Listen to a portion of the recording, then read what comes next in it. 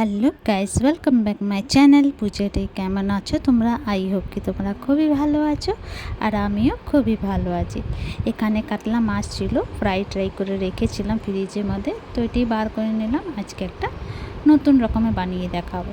তো এখানে দেখো কড়াই বসিয়ে দিলাম। শুকনো কড়াইতে সর্ষে, পোস্ত, জিরে আর শুকনো লঙ্কা এটা একটুখানি ফ্রাই করে নেবো, বেশি না, ও 2-3 মিনিট তক ফ্রাই করে নেবো। একটু নাড়াচাড়া করে নেব, নাড়াচাড়া করে এটা নামিয়ে নেব।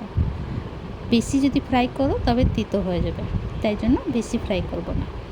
আর এটার মধ্যে কালো সর্ষেটা একটু কম দেবো, পিলে সর্ষেটা একটু বেশি দেবো। তো এই যে ফ্রাই হয়ে গেছে, এবার নামিয়ে নিলাম। তো চলো এটা একটু ঠান্ডা হতে রাখি।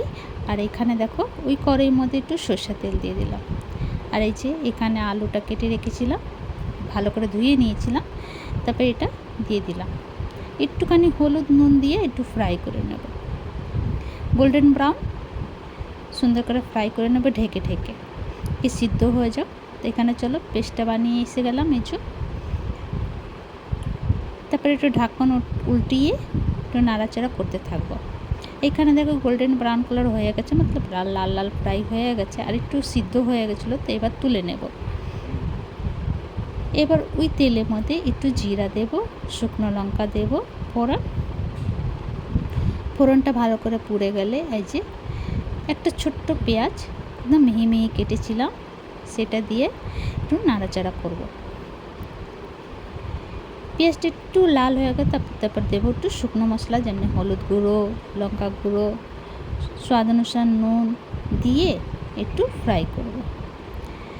তারপরে যে মশলাটা যে বেটেছিলাম সেটা দিয়ে দেব, আর একটুখানি জল দেব, আর চলাতে থাকবো কন্টিনিউ। এক রকমের মাছের ঝোল খেতে খেতে উবতিয়ে গেলে এই রকমের মাছের ঝোল বানিয়ে একবার খেয়েও, খুবই ভালো লাগে ভাতের সঙ্গে।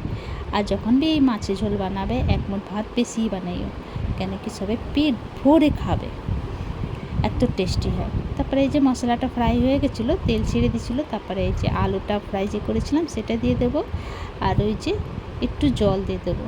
এই আলু প্লেটের মধ্যে তেল লাগা ছিল, এটাই ধুয়ে জল দিয়ে দেবো। এখানে ফুটে গেলে তারপরে মাছটা দিয়ে দেবো, ভালো করে ফুটিয়ে নেব, ঢেকে ঢেকে ফুটাবো।